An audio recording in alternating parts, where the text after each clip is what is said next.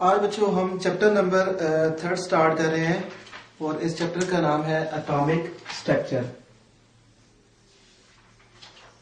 Chapter number 3 और इसका नाम है एटॉमिक स्ट्रक्चर।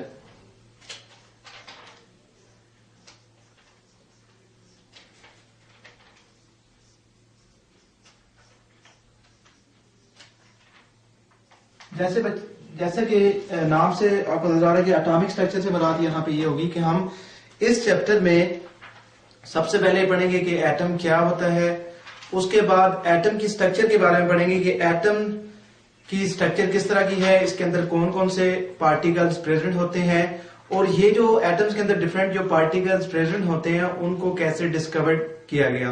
तो इसके बारे में इस चैप्टर में हम डिटेल से बात करेंगे। फिर उसके बाद हम देखेंगे कि एटम्स के अंदर जो पार्टिकल्स हैं उनकी क्या प्रॉपर्टीज है। उसके बाद हम देखेंगे कि जो एक ही एलिमेंट के जो डिफरेंट एटम्स होते हैं उनको हम कैसे क्लासिफाई करते हैं और एट द एंड इस चैप्टर के अंदर हम फिर इलेक्ट्रॉनिक कॉन्फ़िगरेशन को देखेंगे और इलेक्ट्रॉनिक स्ट्रक्चर को देखेंगे कि एटम के अंदर जो डिफरेंट पार्टिकल्स होते हैं वो कहाँ कहाँ प्रेजेंट होते हैं।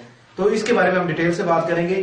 तो इस चैप्टर को हम स्टार्ट करने से पहले बच्चों सबसे पहले मैं जो इंपॉर्टेंट बात आपको बताने जा रहा हूं दैट इज कि सबसे पहले आपको ये बताना चाहिए कि व्हाट इज अ मैटर, कि मैटर को हम क्या डिफाइन करते हैं। तो मैटर बच्चों हम लोग पिछली क्लासेस से पढ़ते आ रहे हैं कि मैटर को हम ये डिफाइन करते हैं कि anything in the universe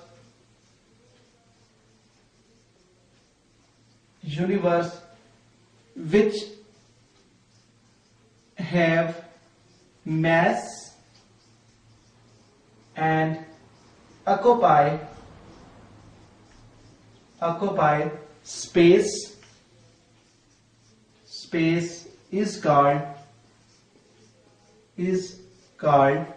matter। इस यूनिवर्स में कोई भी चीज जिसका मैस हो और वो जो चीज है वो स्पेस भी ऑक्यूपाई करे, ऐसी थिंग को हम मैटर कहते हैं। हमारे पास बहुत सारे एग्जांपल है, we can give so many example. जैसा कि आपको ये व्हाइट बोर्ड नजर आ रहा है, this is the example of matter. Why this is example of matter? देखें ये जो आपके पास सामने जो व्हाइट बोर्ड है इसका मैस भी है और इसने स्पेस भी ऑक्यूपाई की है। तो बहुत सारे हमारे अराउंड बहुत सारे नंबर ऑफ एग्जांपल है जिस मार्कर से मैं लिख रहा हूं, this is also the example of matter because this also occupy, इसका मैस भी है and this will occupy space और ये स्पेस भी कवर करती है या ऑक्यूपाई करती है।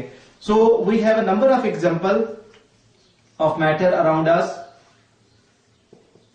आप कह सकते हैं जैसा मैं जिस मार्कर के साथ लिख रहा हूं, this is the example of matter because this marker contain the mass and as well as occupy space. Marker है आपका। इसी तरीके से आप बुक की एग्जांपल ले सकते हैं, व्हाइट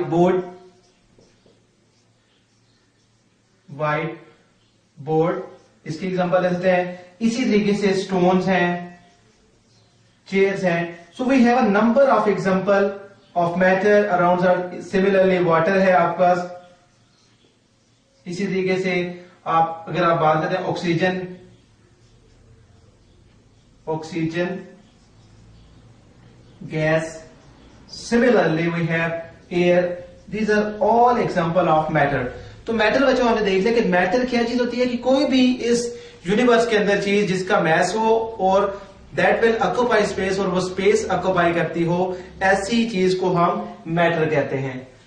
इसमें हमारे पास बहुत सारे एग्जांपल है अराउंड और यहां से आपको नजर आ रहा होगा जो मैटर होता है बच्चों इसकी डिफरेंट स्टेट्स होती हैं। मैटर जो है डिफरेंट स्टेट्स के अंदर एग्जिस्ट करता है। अब नेक्स्ट हम देखेंगे कि states of matter, states of matter. तो बच्चों नॉर्मली हमारी कॉमन ऑब्जर्वेशन में there are 3 states of matter but generally there are 4 states of matter. Matter जो है ना वो 4 स्टेट्स के अंदर एग्जिस्ट करता है और नॉर्मली हमारी जो कॉमन ऑब्जर्वेशन में वो 3 स्टेट्स की होती हैं। तो there are 4 states of matter. First is solid, second is liquid, and the third state of matter is gas, and the fourth state which is not in our common observation, that is the plasma state. Normally जो आपका कोई भी जो matter है that will exist in any three states of matter. या तो matter आपका solid हो सकता है, इसके हमारे पास जैसा बहुत सारे एग्जांपल है, जैसा मार्कर है हमारे पास, this is the example of solid. Similarly book is also example of solid. So many example of example of matter, like जिस तरह आपका सोडियम क्लोराइड है, sodium chloride, this is also existing in the solid form. Similarly sodium जो metal होता है आपका, this is also the example of what, solid state of matter. इसी तरीके से लिक्विड लाइक थिंग्स, लाइक जैसा आपका वाटर है, water is example of liquid state of matter. Similarly milk है आपका, this is also the example of liquid state of matter. And similarly any other liquid like petrol is also the example of liquid state of matter. Gases state में जैसा बच्चों हमें पता है कि हमारे हम जैसा जब इनहेल करते हैं, ब्रेथिंग करते हैं, तो उसमें हम एयर को इनहेल करते हैं, उसमें बेसिकली ऑक्सीजन होती है. इसी के air is example of gaseous state. इसी के से ऑक्सीजन गैस की बात करें, so this is also the example of, इसी तरीके से carbon dioxide. So these are the example of gaseous state of matter. अब जो प्लाज्मा स्टेट है, दिस इज द बियॉन्ड इस बुक के अंदर इसको इतना डिटेल से आपकी जो ना कॉमन ऑब्जर्वेशन में नहीं है. तो बेसिकली जो प्लाज्मा स्टेट होती है उसमें मिक्सचर ऑफ एटम्स होते हैं, आयंस होते हैं और इलेक्ट्रॉन्स होते हैं. तो उसको फोर स्टेट ऑफ मैटर को हम प्लाज्मा कहते हैं. सो this is basically the mixture of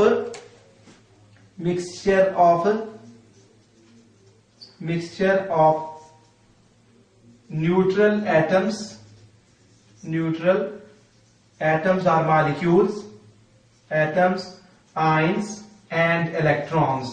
So this state of matter which contain all these things, all these like neutral atoms जिसके अंदर हो, उसके अंदर ions हो और या उसके अंदर electrons हो, तो ऐसे state of matter को हम प्लाज्मा स्टेट कहते हैं. तो प्लाज्मा स्टेट को हमने बेसिकली जो हमारी कॉमन ऑब्जर्वेशन में जो तीन स्टेट्स होती हैं, उसमें सबसे पहले हमारे पास सॉलिड है, दूसरी हमारे पास लिक्विड है और उसके बाद गैसियस स्टेट ऑफ मैटर है. So these are basically three states of matter, जिनमें से तीन जो है वो हमारी कॉमन ऑब्जर्वेशन में है, जिनको हम अपने अराउंड ऑब्जर्व करते हैं और मोस्टली हम इनको देखते हैं, जैसा सॉलिड है, लिक्विड है या गैसियस स्टेट है.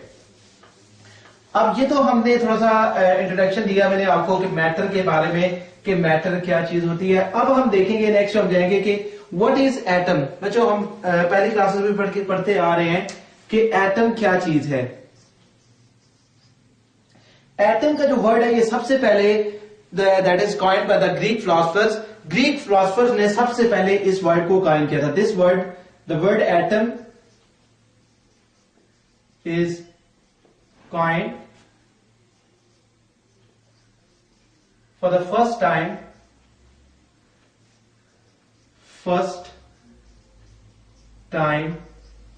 by Greek philosophers. ग्रीक जो फिलोसोफर से सबसे पहले जो एटम का वर्ड उन्होंने इंट्रोड्यूस किया था कि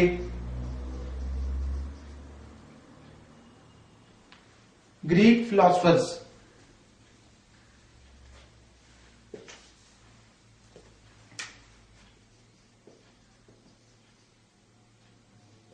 उन्होंने सबसे पहले एटम का वर्ड जो है वो यूज किया था और उन्होंने एटम को डिफाइन भी किया था कि व्हाट इज एटम. तो एटम को उन्होंने डिफाइन किया था कि atom is the definition of atom. उन्होंने क्या डिफाइन किया था एटम को? डेफिनेशन इसकी ये, this is the old definition of atom, the smallest particle of matter, the smallest particle of matter which cannot be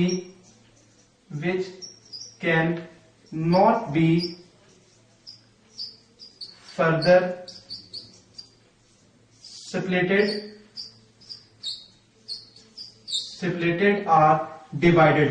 उन्होंने ये डिफाइन किया था कि किसी भी मैटर का वो छोटे से छोटा पार्टिकल कि जिसको आप फर्दर डिवाइड ना कर सके उसको आप एटम कहते हैं. यानी कोई भी आप मैटर ले लें, कोई भी किसी भी मैटर की अगर आप बात करते हैं तो उस मैटर को आप इतना डिवाइड कर लें कि एक टाइम के बाद वो इतना छोटा पार्टिकल बन जाए कि उसके बाद उसको आप फर्दर डिवाइड ना कर सके, तो ऐसे पार्टिकल को हम एटम कहते हैं. तो ये उनका कंसेप्ट था कि एटम के बारे में कि व्हाट इज एन एटम। उसके बाद फिर जो इसकी मॉडर्न डेफिनेशन है, modern definition of atom that was given by the scientist name was Dalton. तो डाल्टन ने इसको मॉडर्नली इसको डिफाइन किया था। इसकी मॉडर्न जो डेफिनेशन ये है एटम की, मॉडर्न डेफिनेशन ऑफ एटम, उसमें ये है कि atom is the smallest, atom is the smallest particle of an element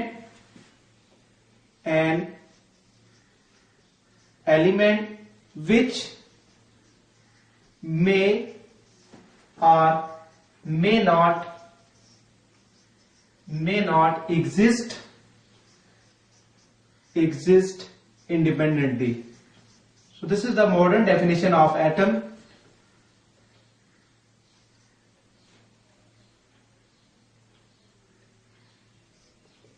What is an atom? यानी कि ग्रीक फिलोसफर ने उसको ये डिफाइन किया था कि एटम जो है ना the smallest particle of matter, के किसी भी मैटर का जो स्मॉलेस्ट पार्टिकल होता है जिसको आप फर्दर डिवाइड नहीं कर सकते उसको आप एटम कहते हैं। So the modern definition of atom ये कहती है कि atom is the smallest particle of element, यानी किसी भी एलिमेंट का, हम आगे बाद इसके बाद आपको बताऊंगे कि व्हाट इज एलिमेंट, कि किसी भी एलिमेंट का जो स्मॉलेस्ट पार्टिकल होता है जिसको आप फर्दर डिवाइड नहीं कर सकते, और वो जो स्मॉलेस्ट पार्टिकल है दैट मे और may not independently exist. Independently exist करने का मतलब ये है कि वो अकेला भी रह सकता है और कंबाइंड फॉर्म में भी रह सकता है, दोनों स्टेट्स के अंदर हो सकता है। जैसा बच्चों हमें पता है नोबल गैसेस के बारे में कि जो नोबल गैसेस होती है उनके जो एटम्स होते हैं नॉर्मली, जैसा हमारे पास हीलियम है, तो ये जो एटम्स होते हैं ये नॉर्मली इंडिपेंडेंट फॉर्म के अंदर होते हैं, ये कंबाइंड फॉर्म के अंदर एग्जिस्ट नहीं करते। यानी कि हीलियम का जो एटम होगा ये अकेला ही एग्जिस्ट करता है, इंडिपेंडेंटली एग्जिस्ट करता है। इसी तरीके से अनदर गैस है आपके पास, जैसा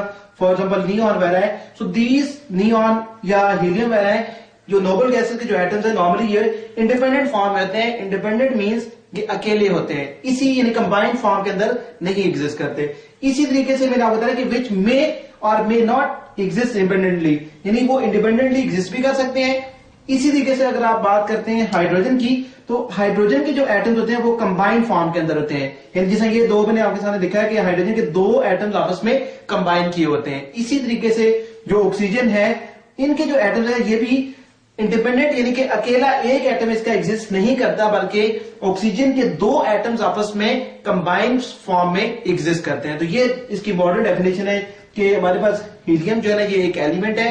इसी तरीके से जो नियॉन है this is also element. Similarly जो आपका हाइड्रोजन है ये भी आपका एलिमेंट है, और यहाँ पे जो ऑक्सीजन है ये भी एलिमेंट है। तो मैंने आपको ये डिफाइन किया कि atom is the smallest particle of an element कि विच मे और may not exist independently. Like noble gases के केस में ये इंडिपेंडेंटली एग्जिस्ट करता है एटम, जबकि आपका जो अदर एग्जांपल है नोबल गैसेस के अलावा जो और भी कुछ एलिमेंट्स हैं उनके अलावा, जैसा लाइक हाइड्रोजन है या ऑक्सीजन है, इस केस में एटम जो है ना वो इंडिपेंडेंटली एग्जिस्ट नहीं करता, मींस कि वो कंबाइंड फॉर्म के अंदर होता है। सो this is the definition of atom, कि एटम क्या है। अब उसके बाद हम देखेंगे कि मैंने वर्ड यहां पे यूज किया था कि एलिमेंट को हम क्या डिफाइन करते हैं, कि व्हाट इज एलिमेंट। ये चीजें हम लोग पहले ऑलरेडी दूसरे चैप्टर में पढ़ के आ चुके हैं, लेकिन मैंने फर्दर आपको थोड़ा सा रिव्यू किया है कि ताकि आपके माइंड में दोबारा रिमाइंड हो जाए। तो हम बात करेंगे नेक्स्ट कि व्हाट इज एलिमेंट। एलिमेंट क्या होता है? तो एलिमेंट को बच्चों हम ये डिफाइन करते हैं, group of atoms, group of atoms is called element. यानी ग्रुप ऑफ एटम्स बना देंगे, किसी भी एलिमेंट के अंदर नंबर ऑफ एटम्स जो है वो डिफरेंट हो सकते हैं, कि एक ही एटम के एलिमेंट के अंदर एक एटम भी हो सकता है, दो भी हो सकते हैं, तीन भी हो सकते हैं, चार भी हो सकते हैं, या पांच भी, एंड सो ऑन। तो हम इसको ये डिफाइन करते हैं कि एलिमेंट जो बेसिकली होता है वो ग्रुप ऑफ एटम्स होता है, उसके अंदर डिफरेंट एटम्स से मिलकर जो चीज बनती है उसको हम एलिमेंट्स कहते हैं। इसकी बहुत सारी एग्जांपल है। फॉर एग्जाम्पल हमारे पास हम बात करते हैं hydrogen. Hydrogen is an element और बच्चों आप लोगों ने पहले थोड़ा सा आपको आइडिया होगा आइसोटोप्स के बारे में कि आइसोटोप्स क्या होता है जी कि एक ही एलिमेंट्स के वो एटम्स के जिसका एटॉमिक नंबर सेम होता है लेकिन मास नंबर डिफरेंट होता है। अब हमें पता है कि जो हाइड्रोजन है इसके अंदर 3 तरह के एटम्स होते हैं। हमें पता है जैसे कि जो पहले टाइप के एटम्स को हम कहते हैं प्रोटियम होता है इसके अंदर, उसके बाद नेक्स्ट दूसरी टाइप का एटम होता है उसको हम कहते हैं ड्यूट्रियम, ड्यूट्रियम होता है, और उसके बाद ट्रीटियम होता है। तो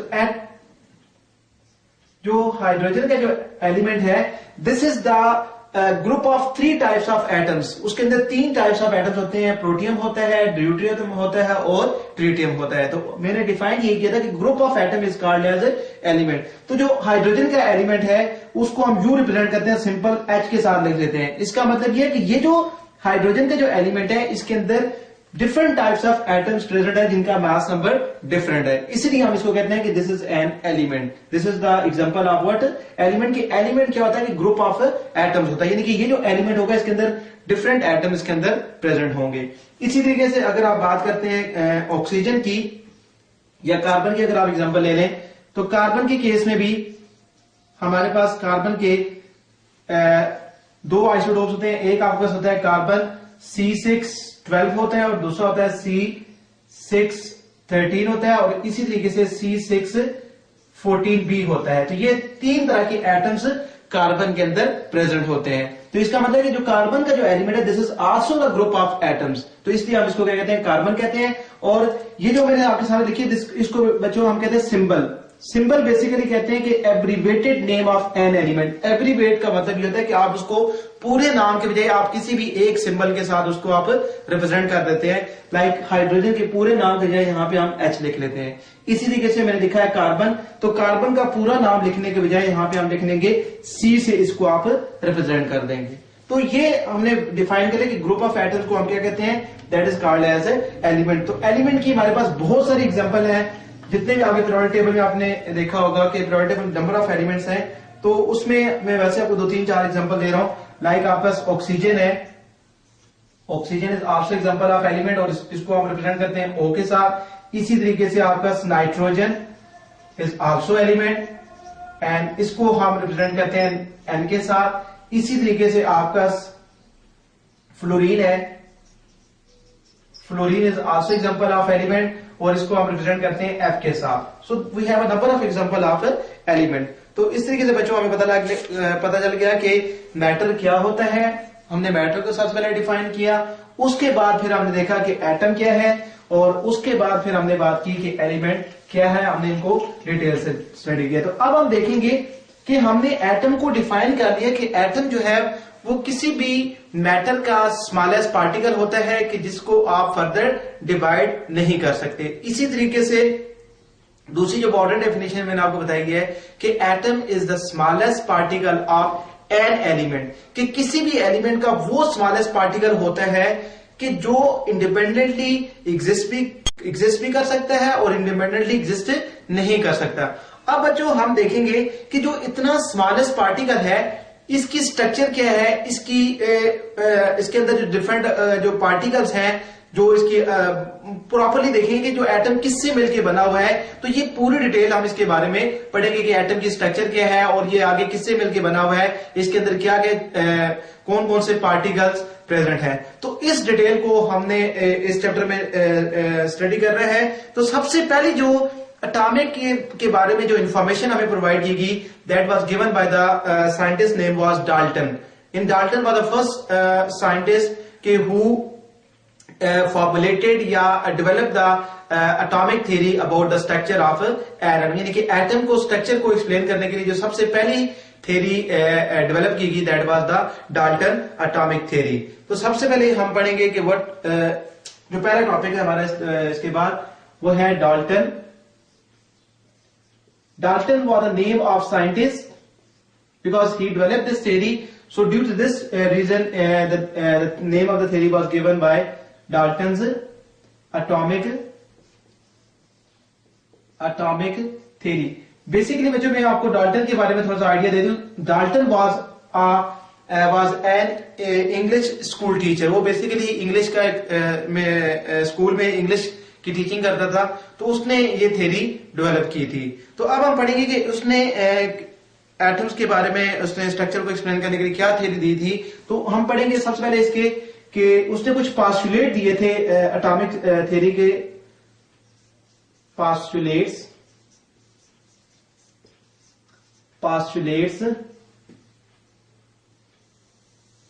ऑफ डाल्टन एटॉमिक थ्योरी। सबसे पहला जो पास्टुलेट था उसका वो ये था कि all elements are, the first postulate of Dalton atomic theory was all elements are made of atoms. All elements are made of atoms. Atoms are so small that they cannot be further divided, and also atom cannot be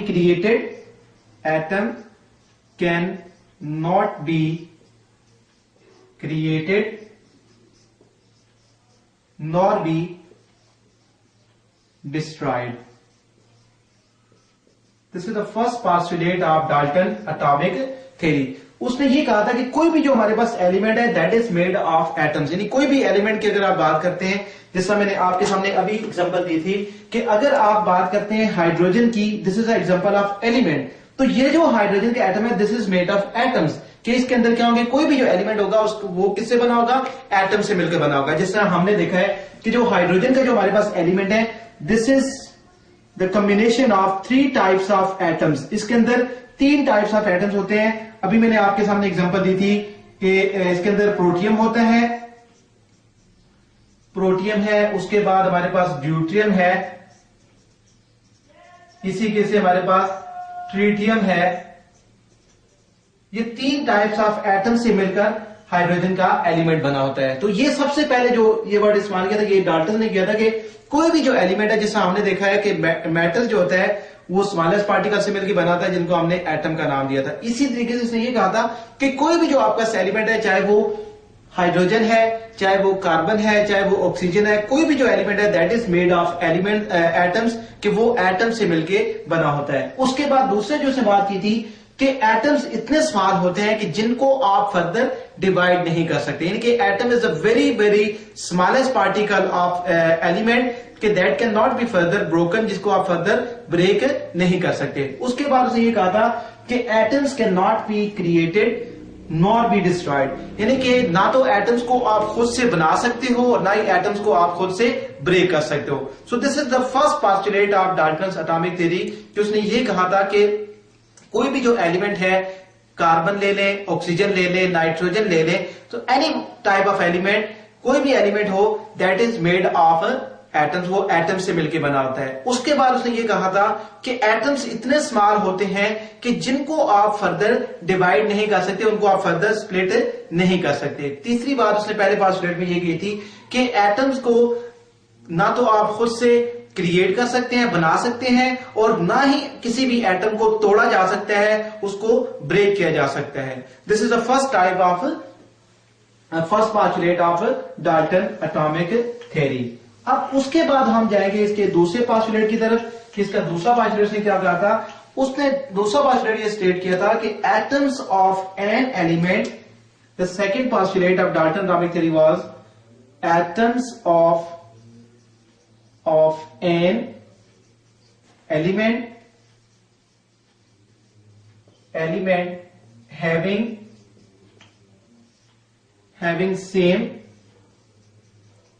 having same mass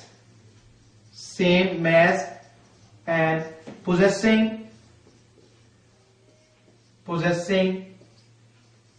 same properties,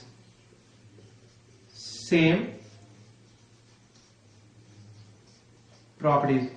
पहली बात उसने ये की थी, पहले जो postulate हमने देखा है कि कोई भी जो एलिमेंट है वो एटम से मिलकर बना होता है, और एटम चूंकि बहुत ज्यादा स्मॉल होते हैं इसलिए आप उनको फर्दर ब्रेक नहीं कर सकते, और ना ही एटम्स को खुद से आप क्रिएट कर सकते हैं और ना ही एटम को आप खुद से ब्रेक कर सकते हैं।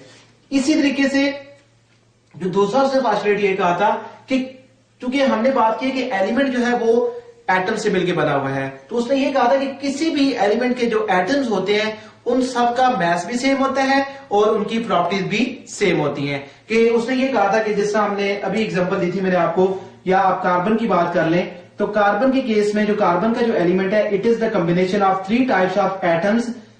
3 तरह के एटम्स के अंदर प्रेजेंट होते हैं। एक मैंने आपके सामने लिखा था C612, C630, C614, यानी कि नीचे जो हम लिख रहे हैं यहाँ पे इनका एटॉमिक नंबर होता है और जो ऊपर हम लिख रहे हैं एटॉमिक नंबर है ये इनका, और ये जो ऊपर है इनकी जो मैं इनके लेफ्ट साइड पे अबाव लिख रहा हूं that is the atomic mass, जिसको सिंपल वर्ड में मास कह रहा है,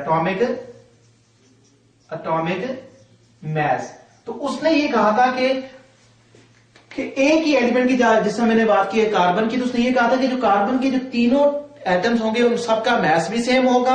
आल तो ये ठीक नहीं था कि उन सबका मास डिफरेंट आपको नजर आ रहा है, तो उसने ये कहा था कि एक ही एलिमेंट के जो एटम्स होंगे उनका मास भी सेम होगा और उनकी प्रॉपर्टीज भी सेम होगी। प्रॉपर्टीज में मींस क्या होगा कि उनकी फिजिकल प्रॉपर्टीज की बात करते हैं या केमिकल प्रॉपर्टीज की बात करते हैं, तो उन तीनों एटम की जो केमिकल और फिजिकल प्रॉपर्टीज क्या होंगी, सेम होगी। जैसा फिजिकल प्रॉपर्टीज में बच्चों जैसे कि वो कह रहा था कि उसने कहा था कि इन सब का मास क्या होगा, सेम होगा, तो this is a physical property कि सब जितने भी एटम्स है किसी भी एलिमेंट के अंदर उन सब का मास एक जैसा है। जब उनका मास एक जैसा होगा तो उनकी फिजिकल अदर जो प्रॉपर्टीज है जैसा लाइक वॉल्यूम वगैरह हो गया या उनका साइज वगैरह सबका सेम होगा। इसी के से जो उनकी केमिकल प्रॉपर्टीज थी वो भी सेम थी। तो इसके मुताबिक ये था कि कोई भी जो एलिमेंट होता है उसके अंदर जो डिफरेंट एटम्स होते हैं उन सबका मास भी सेम होता है और उनकी जो प्रॉपर्टीज होती है लाइक फिजिकल प्रॉपर्टीज और केमिकल प्रॉपर्टीज भी सिमिलर होती हैं। This is the second postulate of Dalton's atomic theory. तीसरा जो पोस्टुलेट उसने दिया था वो ये था atoms of different elements, atoms of different elements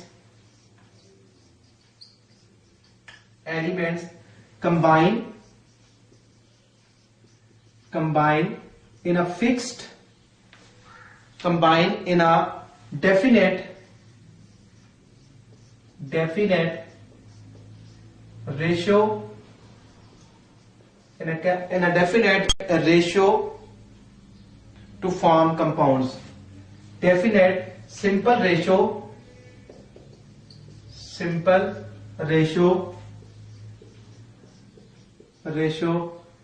to form compound। उसने ये कहा था कि जो डिफरेंट एटम जब आपस में डिफरेंट एलिमेंट्स के जब एटम्स आपस में कंबाइन करेंगे तो वो एक डेफिनेट सिंपल रेशियो के साथ आपस में कंबाइन करेंगे और वो कंपाउंड्स की फॉर्मेशन करेंगे। फॉर एग्जांपल अगर आप बात करते हैं हाइड्रोजन की और ऑक्सीजन की, दो डिफरेंट टाइप्स ऑफ एटम्स हैं और डिफरेंट एलिमेंट के एटम्स हैं, और ये डिफरेंट एलिमेंट्स है, हाइड्रोजन अलग एक एलिमेंट है और ऑक्सीजन दूसरा एलिमेंट है, तो इन दोनों के जो एटम्स और डिफरेंट एटम्स हैं दो डिफरेंट एलिमेंट्स के, तो ये जब आपस में दोनों कंबाइन करेंगे हाइड्रोजन और ऑक्सीजन तो आपका जो रिजल्टेंट बनेगा वो है दैट इज वाटर। तो उसने ये कहा था कि जब भी दो डिफरेंट एलिमेंट्स के एटम्स आपस में कंबाइन करेंगे तो वो एक डेफिनेट सिंपल रेशियो में आपस में कंबाइन करके कंपाउंड की फॉर्मेशन करेंगे। ये हमारे पास water is example of compound, ये हमारे पास एक कंपाउंड बन रहा है।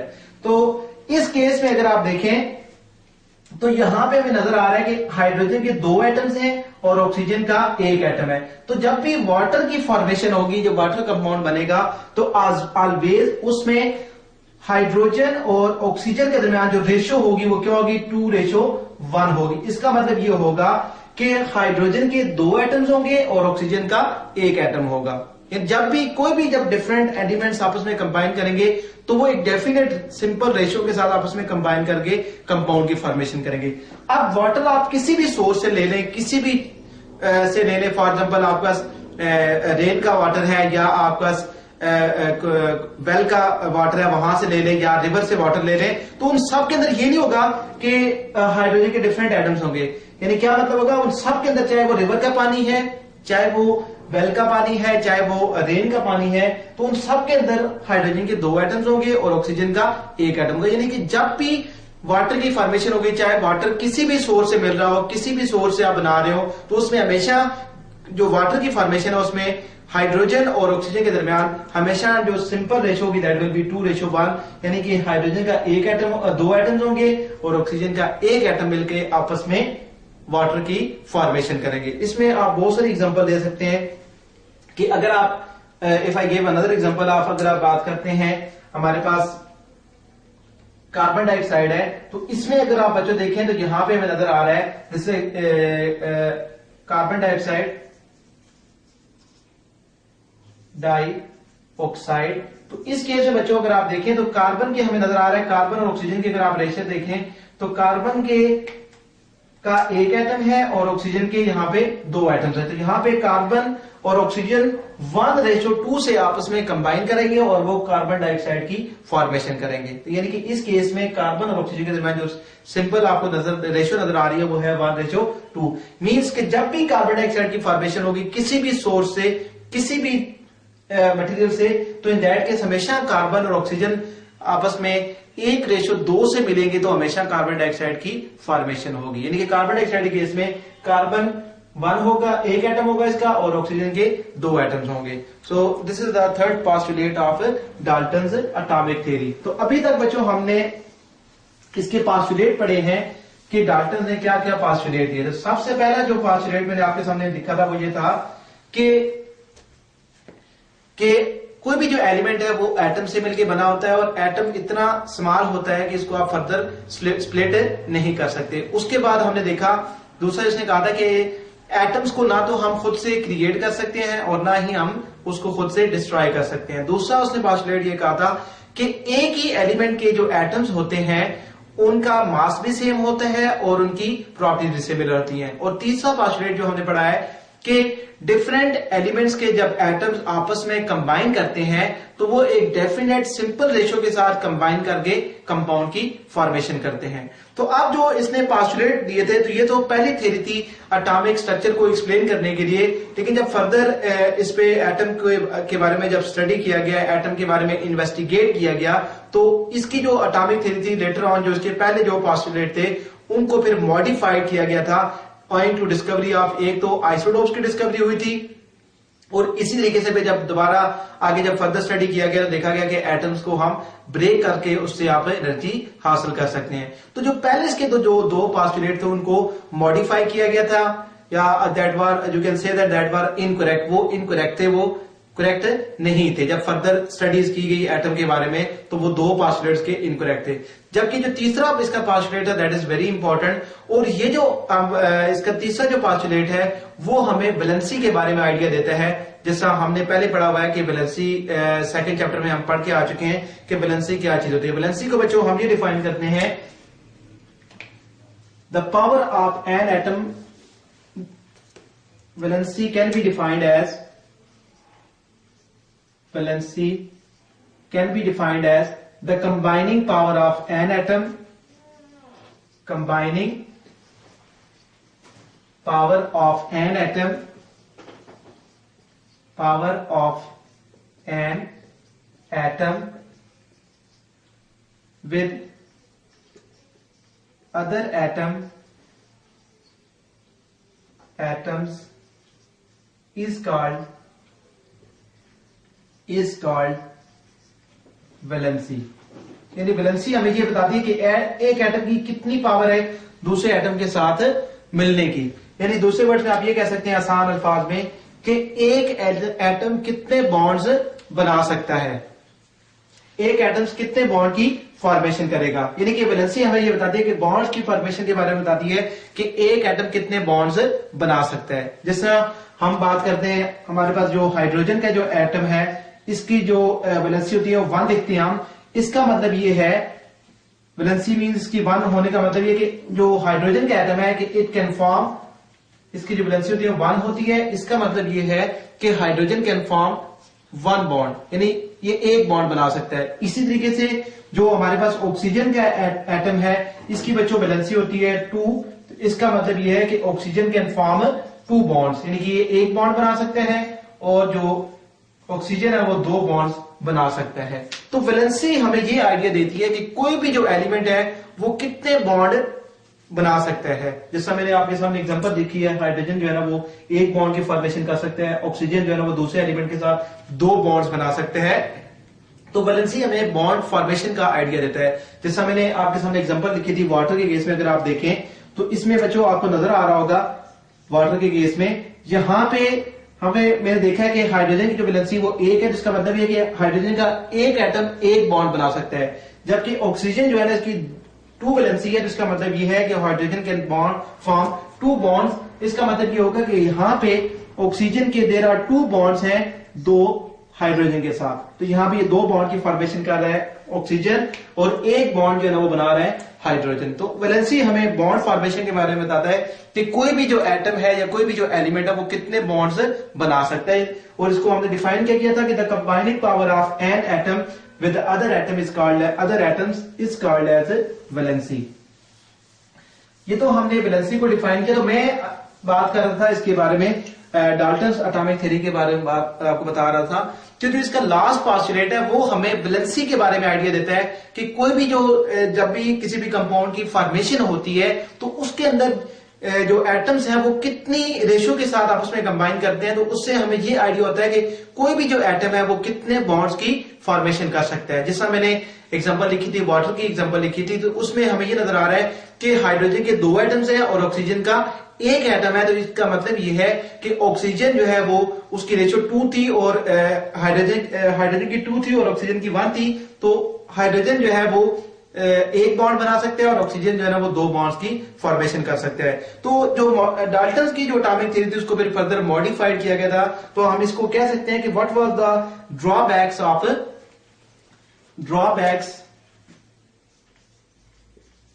ड्रॉबैक्स इन डाल्टन्स, कि जो डाल्टन्स की जो एटॉमिक थ्योरी थी उसको क्यों रिजेक्ट किया गया था। डाल्टन्स एटॉमिक थ्योरी, इसका जो पहला पोस्टुलेट था जो हमने बात की है कि एटम्स को ना तो हम क्रिएट कर सकते हैं और ना ही डिस्ट्रॉय कर सकते हैं। तो बच्चों अभी आजकल हमें पता है कि एटम्स को हम खुद से ब्रेक कर सकते हैं और उससे एनर्जी हम प्रोड्यूस कर सकते हैं। जिससे आपको पता है बहुत सारे न्यूक्लियर रिएक्शंस होते हैं जिसमें एटम को ब्रो किया जाता है, जिससे उसमें और ब्रेक करने के बाद उससे इलेक्ट्रिसिटी जनरेट की जाती है या एनर्जी ऑब्टेन की जाती है। तो बहुत सारे प्रोसेस हैं कि जिसमें एटम्स को ब्रेक हम करते हैं और ब्रेक करके उससे एनर्जी देते हैं। जैसे ये बहुत सारे हमने देखा होगा, ये तो हमारी कॉमन ऑब्जर्वेशन में है कि जब अमेरिका ने 1945 के अंदर आई थिंक जापान के अंदर जब उसने एटम को वहां पे उसने एटम को फेंका, तो वहां पे जो एटम जो है ना वो फिर डिस्ट्रॉय हुआ था, ब्रोक हुआ था, उसके बाद उससे बहुत बड़ी तबाही हुई थी। तो बेसिकली क्या था कि वहां से एनर्जी रिलीज हुई थी और उसके अलावा जो उसके एटम के जो पार्टिकल रहे थे तो उस वजह से उसकी बहुत ज्यादा डिस्ट्रक्शन हुई थी।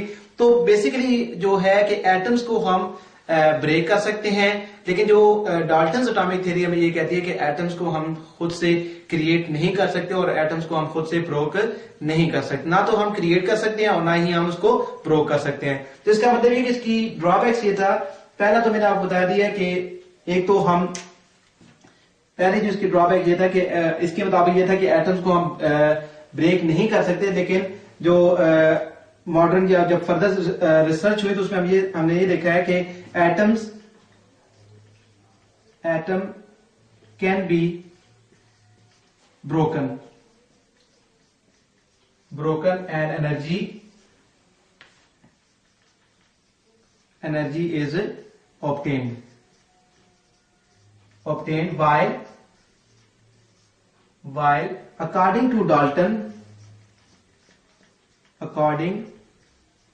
to Dalton's atomic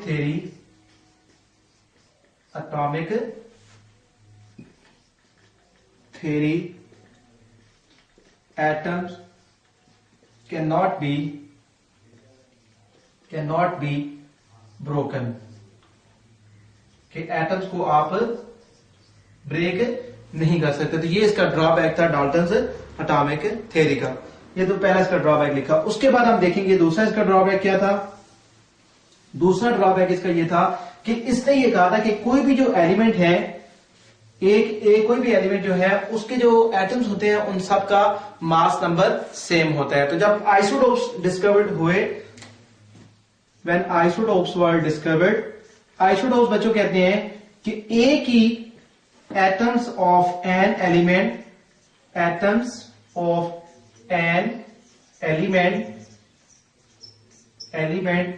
having same atomic number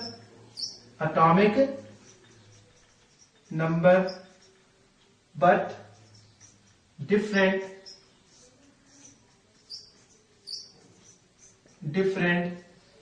mass number।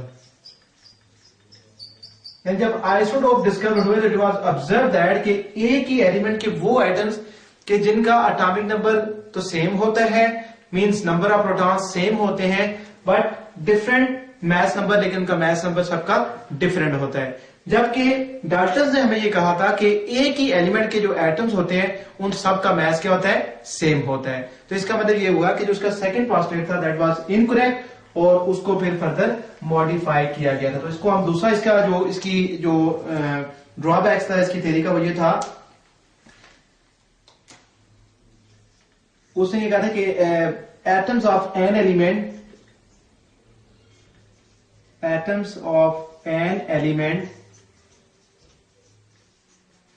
Having same atomic number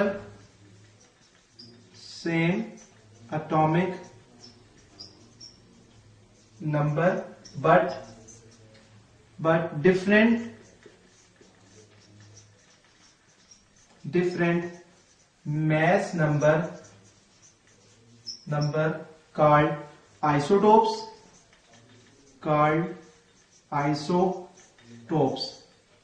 according to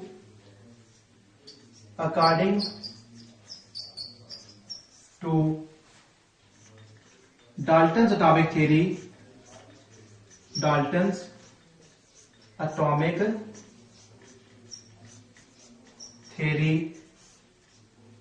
atoms of an element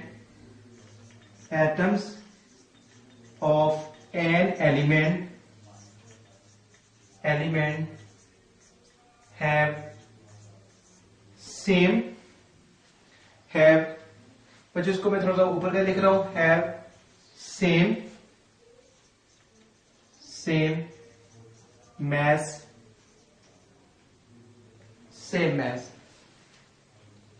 ये mass number.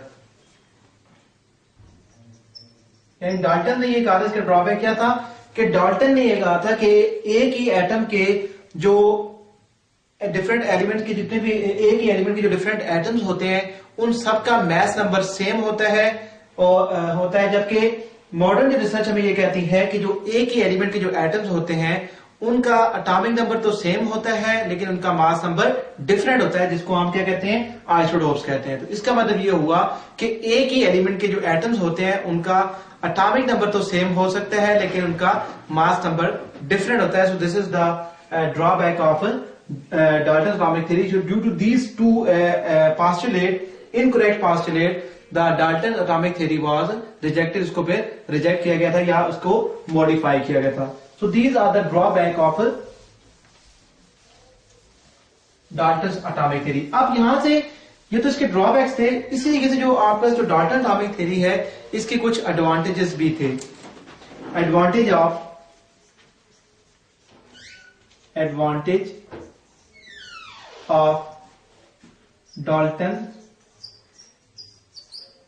Dalton's atomic theory।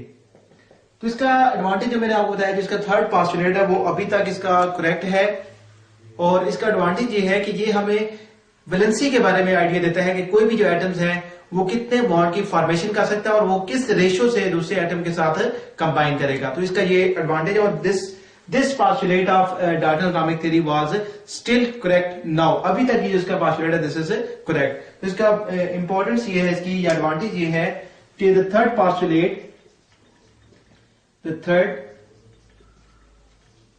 postulate of Dalton's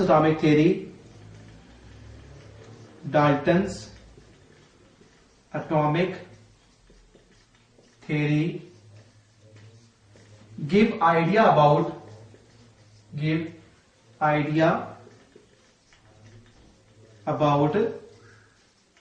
valency, यानी कि ये हमें वैलेंसी के बारे में आइडिया देती है कि कोई भी एलिमेंट, किसी भी एलिमेंट के जो एटम्स हैं वो कितने बॉन्ड्स की फॉर्मेशन करते हैं दूसरे एटम के साथ, या वो किस रेशो के साथ दूसरे एटम के साथ कंबाइन करेंगे। सो this is the advantage of Dalton's atomic theory. तो इस तरीके से बच्चों हमने ये टॉपिक कंप्लीट कर लिया है कि what was Dalton atomic theory, कि उसने एटॉमिक स्ट्रक्चर को एक्सप्लेन करने के लिए या एटम के को एक्सप्लेन करने के लिए उसने जो थ्योरी दी थी, पहली थ्योरी डेवलप की थी। और उसमें मैंने आपको बताया कि उसके कुछ हमने पहले पोस्टुलेट पढ़े हैं। तो पोस्टुलेट में हमने ये देखा कि उसने ये कहा था कि एक ही जो एलिमेंट के जो एटम्स होते हैं, कोई भी जो एलिमेंट होता है वो एटम से मिलकर बना होता है, और एटम्स इतने स्मॉल होते हैं कि उनको आप फर्दर ब्रेक नहीं कर सकते। और इसी के हिसाब से ये कहा था कि एटम्स को ना तो हम खुद से क्रिएट कर सकते हैं और ना ही हम एटम्स को खुद से डिस्ट्रॉय कर सकते हैं। दूसरों से ये कहा था कि एक ही एलिमेंट के एटम्स जो हैं वो उनका मास नंबर भी सेम होता है और उनकी प्रॉपर्टीज भी सेम होती है, मींस फिजिकल प्रॉपर्टीज भी सेम होती है और केमिकल प्रॉपर्टीज भी सेम होती हैं। तीसरा जो उसने पोस्टुलेट किया था वो ये था कि डिफरेंट एलिमेंट के जो एटम्स आपस में जब वो कंबाइन करेंगे तो वो एक डेफिनेट सिंपल रेशियो के साथ आपस में कंबाइन करके कंपाउंड की फॉर्मेशन करेंगे। तो इसके जो पहले दो पोस्टुलेट थे वो इनकरेक्ट थे, उनको फिर मॉडिफाइड किया गया था। मैंने आपको बताया कि एक तो एटम्स को हम खुद से ब्रेक कर सकते हैं, और दूसरा मैंने आपको बताया था कि जो जब आइसोटोप डिस्कवर्ड हुए तो उससे हमें यह पता लगा कि एक ही जो एलिमेंट के जो एटम्स होते हैं उनका एटॉमिक नंबर तो सेम होता है लेकिन मास नंबर डिफरेंट होता है। तो इस तरीके से जो इसके दो पहले पोस्टुलेट थे उनको रिजेक्ट कर दिया गया था। लेकिन जो तीसरा पोस्टुलेट है that is very important and this postulate is still correct now. और ये जो पोस्टुलेट है ये हमें वैलेंसी के बारे में आइडिया देता है कि कोई भी जो एटम है वो दूसरे एटम के साथ किस रेशो के साथ वो कंबाइन करेगा, और इससे हमें उसकी वैलेंसी के बारे में आइडिया होता है कि ये जो एलिमेंट है, ये जो एटम है वो कितने बॉन्ड की फॉर्मेशन करेगा।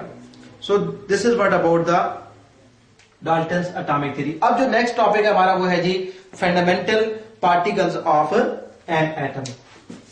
फंडामेंटल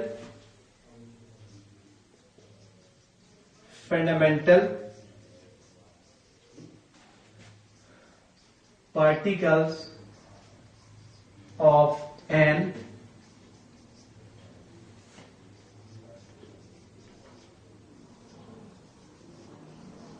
अच्छा बच्चों, अभी तक हमने देखा है कि हमने जिस तरह कहा कि जो एलिमेंट्स हैं वो एटम से मिलकर बने होते हैं, इसी तरीके से हमने कहा जो मैटर है कि matter is also made of smallest particles, जिनको हम एटम का नाम दे रहे हैं। जिस तरह एलिमेंट्स जो है वो स्मॉलेस्ट पार्टिकल से मिलकर बने होते हैं लाइक एटम्स वगैरह से, इसी तरीके से जब फर्दर स्टडी की गई तो इट वाज ऑब्जर्व दैट कि जो एटम है जिसको हम स्मॉलेस्ट पार्टिकल कह रहे हैं, atoms is also made of other particles, यानी एटम भी आगे बहुत सारे पार्टिकल से मिलकर बना हुआ है। जब इसको फर्दर इसको स्टडी किया गया तो उनमें से जो इंपॉर्टेंट जो पार्टिकल्स हैं हमारे पास, लाइक हमारे पास जो इलेक्ट्रॉन है, इसी तरीके से प्रोटॉन है, इसी तरीके से न्यूट्रॉन है, इसी तरीके से पॉजिट्रॉन, न्यूट्रिनो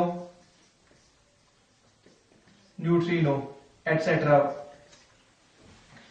तो जब फर्दर स्टडी किया गया तो देखा गया जो एटम है वो भी आगे डिफरेंट पार्टिकल से मिलके बना हुआ है। जैसे एटम के अंदर जो है वो इलेक्ट्रॉन होते हैं, प्रोटॉन होते हैं, इसी तरीके से न्यूट्रॉन है, इसी के से पॉजिट्रॉन है, न्यूट्रिनो एटसेट्रा, और भी बहुत सारे पार्टिकल्स हैं। तो अप टिल नो, अभी तक जितनी भी स्टडी की गई है, इट वाज ऑब्जर्व दैट कि atoms is made of almost 100 atomic particles are 100 atomic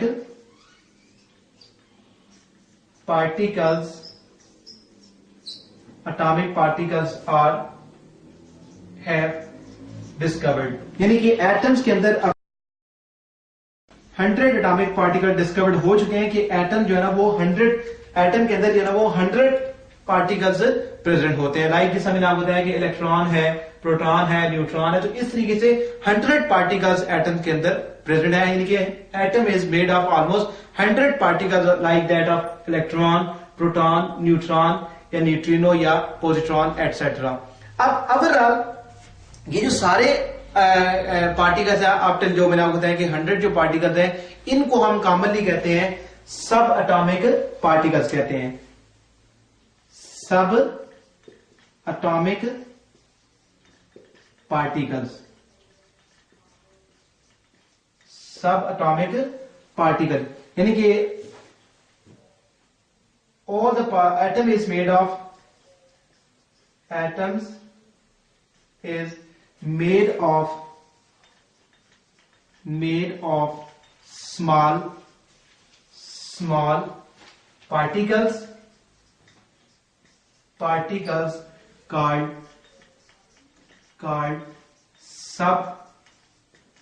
subatomic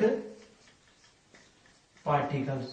यानी जो एटम्स जो डिफरेंट पार्टिकल से मिलकर बना हुआ है, उन ओवरऑल सब पार्टिकल्स को हम क्या कहते हैं? सब एटॉमिक पार्टिकल्स कहते हैं। यानी कि ये सारे जितने भी इलेक्ट्रॉन है, प्रोटॉन है, न्यूट्रॉन है, पॉजिट्रॉन है या न्यूट्रिनो है, या अप टिल 100 तक जितने भी पार्टिकल्स हैं, उन सब को हम कॉमनली सब एटॉमिक पार्टिकल्स कहते हैं। अब उनमें से जो आपके सामने जो मैंने टॉप पे लिखे हुए इलेक्ट्रॉन या प्रोटॉन या न्यूट्रॉन है, इनको नॉर्मली कॉमनली कहते हैं बिकॉज जो एटम्स होता है, एटम के अंदर जो सबसे इंपॉर्टेंट रोल होता है तीन पार्टिकल्स का होता है, इलेक्ट्रॉन का, प्रोटॉन का और न्यूट्रॉन का। यानी जो एटम की जो ज्यादातर प्रॉपर्टीज हैं वो डिपेंड करती हैं इन तीन पार्टिकल्स पे, इलेक्ट्रॉन पे, प्रोटॉन पे या न्यूट्रॉन पे। तो इसीलिए इनको कॉमनली कहते हैं fundamental particles, fundamental particles.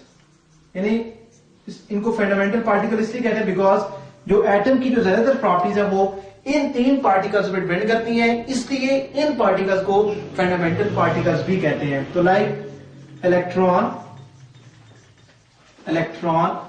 Proton and neutron, these three particles are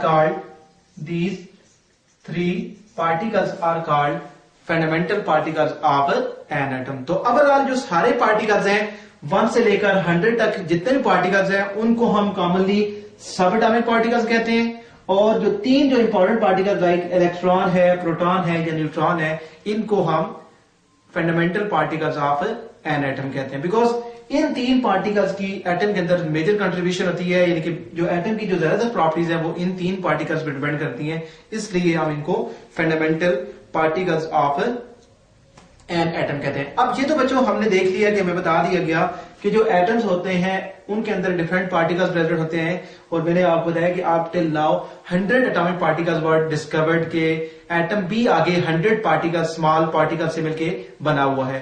तो अब हमें ये क्वेश्चन अराइज होता है कि ये जो जितने पार्टिकल्स हैं, इलेक्ट्रॉन है या प्रोटॉन है या न्यूट्रॉन है, हमें कैसे पता लगा कि जो एटम्स हैं उसके अंदर इलेक्ट्रॉन प्रेजेंट होते हैं या प्रोटॉन प्रेजेंट होते हैं, या दूसरे वर्ड्स में आप ये कह सकते हैं कि इलेक्ट्रॉन को कैसे डिस्कवर किया गया, प्रोटॉन को कैसे डिस्कवर किया गया या न्यूट्रॉन को कैसे डिस्कवर किया गया। तो अब हम नेक्स्ट इसके बारे में पढ़ेंगे कि how these particles of an atom were discovered, और इसके बारे में डिटेल से पढ़ेंगे। तो उसमें जो तीन इसके मेजर पार्टिकल्स हैं मैंने आपको बता दी है कि इलेक्ट्रॉन और प्रोटॉन या न्यूट्रॉन। तो इस चैप्टर में हम इन तीन पार्टिकल्स की डिस्कवरी के बारे में पढ़ेंगे कि इन पार्टिकल्स को कैसे डिस्कवर किया गया। तो सबसे पहले हम देखेंगे कि डिस्कवरी ऑफ इलेक्ट्रॉन्स, कि इलेक्ट्रॉन्स को कैसे डिस्कवर किया गया। सबसे पहले हम देखेंगे कि इलेक्ट्रॉन्स को कैसे डिस्कवर किया गया।